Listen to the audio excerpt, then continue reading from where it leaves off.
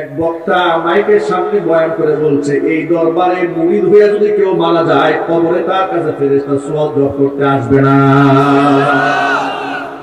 এই ভণ্ডামি জাতির সামনে এই বছরে 10 বছর তারা করে যাচ্ছে। আমরা যখন এই ভণ্ডদের বিরুদ্ধে কথা বলি, আমাদেরকে বলে এগুলো হচ্ছে ওয়াহাবি হুজুর।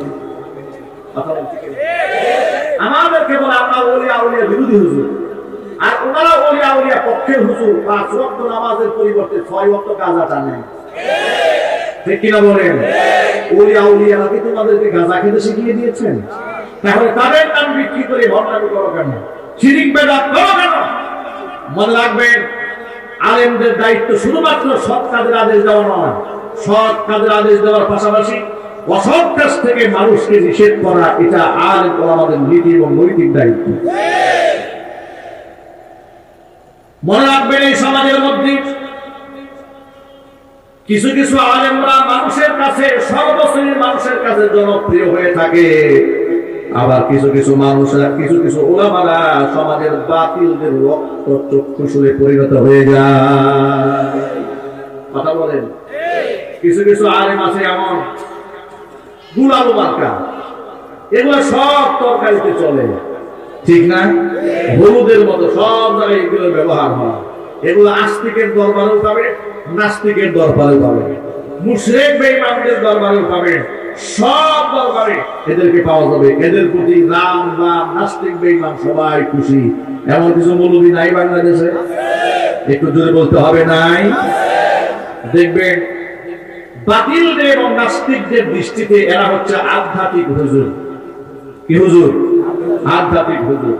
আর যারা অসৎ কাজ থেকে বাধা দেয়, এরা হচ্ছে উস্কানিমূলক হুজুর, উগ্রপন্থী হুজুর, মৌলবাদ হুজুর, ঠিক কিনা? এই শব্দগুলো ওরা আবিষ্কার করেছে। কিন্তু আমি আপনাদেরকে আজকে একটা মূলনীতি বলব।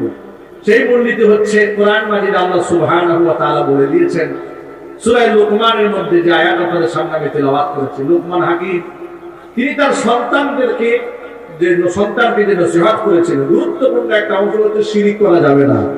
আল্লাহ পাক যেন শিরকের মতো ভয়াবহ গুনাহ থেকে আমাদের সকলকে হেফাজত করেন। আমিন। যদি বলেন আমিন।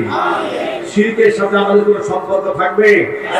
আল্লাহ যেন আমাদের সকলকে মাহফুজ থাকার তৌফিক দান করেন। দেখুন, প্রসঙ্গভাবে ছোট্ট একটা কথা বলি। কিছুদিন পরে লাইলাতুল নিসফি মিন শাবান, শাবান মাসের মধ্য রজনী, ভারত, পাকিস্তান, বাংলাদেশ, আমাদের এই উপমহাদেশে এটাকে শবে বরাত হিসেবে উল্লেখ করা হয়। এই শবে বরাত নিয়ে গোটা বাংলাদেশের মধ্যে একটা শ্রেণী আছে, খুব মাঠকে ঘোরাতে করছে বেশ কয়েকটা বছর ধরে, আমরা দেখতে পাচ্ছি। শবে বরাত নিয়ে এই উপমহাদেশে আছে বাড়াবাড়ি, আছে ছাড়াছাড়ি। বাড়াবাড়ি যেমন কি আছে, চরম পর্যায়ে বাড়াবাড়ি, এটাকে লাইলাতুল কদরের চাইতেও দামি মনে করে। সারা রাত জেগে থাকবে যুবকরা, ইয়াং ছেলেরা মোটর বাইক নিয়ে গোটা শহর ঘুরে বেড়াবে। সারা রাত ঘুম যেন না আসে, প্রয়োজনে বিড়ি খাবে, কিন্তু ঘুমাবে না। কথা বলেন? দেখে বলছি, দেখে গাজীপুরে একদিন দেখি রাত বাজে প্রায় 1:30, তো এক ছেলে বিড়ি খাচ্ছে। বললাম, ভাই এই গভীর রাত জেগে কষ্ট করে বিড়ি খাচ্ছে, হুজুর ঘুম আসতেছে, তাই জেগে থাকার তো অনেক সুযোগ আছে, এই জন্য বিড়ি খায় আর রাতটা জাগাই দিচ্ছে। এভাবে বিড়ি খেয়েছে, রাত কাটিয়ে দিচ্ছে। একদিক থেকে বাড়াবাড়ি, এই রাতটাকে লাইলাতুল কদরের চেয়ে গুরুত্বপূর্ণ মনে করা, এক পর্যায়ে বাড়াবাড়ি। এমনকি হালুয়া রুটি বানিয়ে এটাকে একটা হালুয়া রুটি দিবস বানানো, এটা আরো মারাত্মক ফেতনা। আপনার এই রাতটা পৃথিবীর সমস্ত মুহাক্কিক, উলামা এবং ফুকাহাদের কাছে গুরুত্বপূর্ণ একটা বিষয় হচ্ছে, এটা একটা ফজিলতপূর্ণ রাত, ঠিক কিনা? এই রাতকে আপনি ইবাদতের মাধ্যমে উদযাপন করেন, আল্লাহর কাছে সাহায্য প্রার্থনা করেন, কান্নাকাটি করেন। 11 জন সাহাবী থেকে বিশুদ্ধ সূত্রে বর্ণিত আছে, নবী করিম সাল্লাল্লাহু আলাইহি ওয়াসাল্লাম বলেছেন, ইন্নাল্লাহা সায়াত্তালিউ ইলা খালকিহি ফি লাইলাতিন নিসফি মিন শাবান। শাবান মাসের মধ্য রজনীতে আল্লাহ পাক তার গোটা সৃষ্টিকুলের দিকে বিশেষ দৃষ্টি আরোপ করেন। ফায়াগফিরু লিজামিই খালকিহি, তিনি তার সমস্ত সৃষ্টিকুলকে ক্ষমা করে দেন এই রাতে, 2টা শ্রেণীর লোক বাদ দিয়ে, ইল্লা লিল মুশরিকিন আও মুশাহিদিন। একমাত্র মুশরিক, তাকে আল্লাহ মাফ করেন না। আরেক হচ্ছে মুশাহিদ, যে ব্যক্তি হিংসুক, ওকে আল্লাহ মাফ করেন না। মানুষের প্রতি যার বিদ্বেষ আছে অন্তরে, আল্লাহ তাকে মাফ করে না। যা শিরকের গুনার মধ্যে মুবতালা, আল্লাহ তাকে মাফ করে না। প্রিয় ভাইরা, এখান থেকে কি বোঝা গেল? শিরিক থেকে বাঁচার দরকার আছে না? সবে বরাতের রাতের ফজিলত পেতে গেলে আমাদেরকে শিরিক মুক্ত ঈমান রাখতে হবে, এমনকি সাথে সাথে হিংসা মুক্ত অন্তর রাখতে হবে। আল্লাহ যেন কবুল করে, জোরে আমিন। কিন্তু এই রাতের ফজিলত থাকার পর কিছু লোকেরা বলে সবে বরাত বলতে কোন হাদিসে কিছুই নাই। এই ধরনের কথা সমাজে প্রচলিত আছে না নাই? তারা কেন বলে শোনেন, তারা আবার একটা যুক্তি দাঁড় করিয়ে বলেন যে সবে বরাত এমন কোন শব্দ কোরআনেও নাই, হাদিসেও নাই।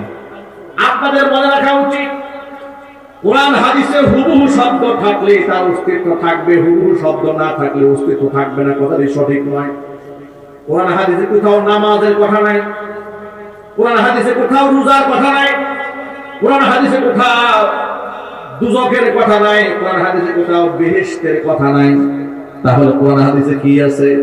নামাজের কথা নাই, নামাজ শব্দ কোরআন হাদিসে কোথাও নাই। কোরআন হাদিসের মধ্যে আছে সালাত। কোরআন হাদিসে কি আছে? সালাত আছে। এরপরে রোজার কথা কোরআনে কোথাও নাই, হাদিসে কি আছে? সিয়াম আছে। কুতিবা আলাইকুমুস সিয়াম, কোরআনে হাদিসে সিয়াম আছে, রোজা শব্দ নাই।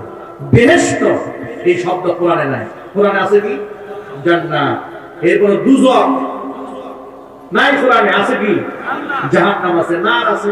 তাহলে শব্দে শব্দে থাকলেই তার অস্তিত্ব থাকবে, শব্দ না থাকলে সেটা নাই হয়ে যাবে। এটা একটা ভণ্ডামি যুক্তি ছাড়া কিছু নয়। সবে বরাত এভাবে কোরআন হাদিসে না। আছে কি? লাইলাতুল নিসফি মিন শাবান, শাবান মাসের মধ্য রজনী। আবার এই বিশুদ্ধ হাদিস দ্বারা পাওয়া গেল আল্লাহ পাক তার সৃষ্টি করে সব মানুষকে ক্ষমা করেন, মুশরিক আর হিংসুক ছাড়া। তাহলে এই রাতটাকে মুক্তির রজনী বললে কি গুনাহ হবে নাকি? কথা বলে গুনাহ হবে। যেহেতু এই রাতে আল্লাহ পাক আমভাবে মানুষদেরকে ক্ষমা করে দেন, এই জন্য সবে বরাত, বরাত মানে মুক্তি, সব মানে রাত্রি, ফার্সি শব্দ মানে মুক্তির রজনী। কিসের রজনী? মুক্তির রজনী। সুতরাং এই রাত্রি যারা বাড়াবাড়ি করেন, আল্লাহ পাক তাদের বোঝার তৌফিক দান করেন। যারা সারাসারি করেন, এখান থেকে বের হয়ে এসে বান্দাদেরকে ইবাদত বন্দেগীর প্রতি মানুষদেরকে আহ্বান করার তৌফিক দান করেন। জোরে বলেন আমিন। আমার প্রিয় জীবন ভাইরা, সৎ কাজের আদেশ লোকমান হাকিম তার সন্তানকে করার নির্দেশ দিলেন। তিনি বললেন, ইয়া বুনাইয়া, ও আমার কলিজার টুকরা সন্তান, আকিমিস সালাতা, তুমি নামাজ কায়েম করো। ওয়া'মুর বিল মা'রুফি ওয়ানহা আনিল মুনকার, সৎ কাজের আদেশ দেওয়ার, অসৎ কাজ থেকে মানুষদেরকে বাধা প্রদান করো, নিষেধ করো। ওয়াসবির আলা মা আসাবাক, এমনকি তোমার জীবনে যত বিপদ আসবে তুমি ধৈর্য ধারণ করবে। ইন্না যালিকা মিন আযমিল উমুর, কাজটি অত্যন্ত সাহসিকতার কাজ। মনে রাখে, সৎ কাজের আদেশ দিতে গেলে কোনো সাহস লাগে না। কথা বলতে হবে, ঠিক না? আপনি মানুষকে একটু ভালো কথা বলবেন, এটা বলার জন্য কি অনেক সাহস লাগবে? আপনাকে বীর পুরুষ হতে হবে, আপনাকে সাহসী হতে হবে অসৎ কাজ থেকে বাধা দেওয়ার সময়। কথা বলেন, ঠিক কিনা বলেন?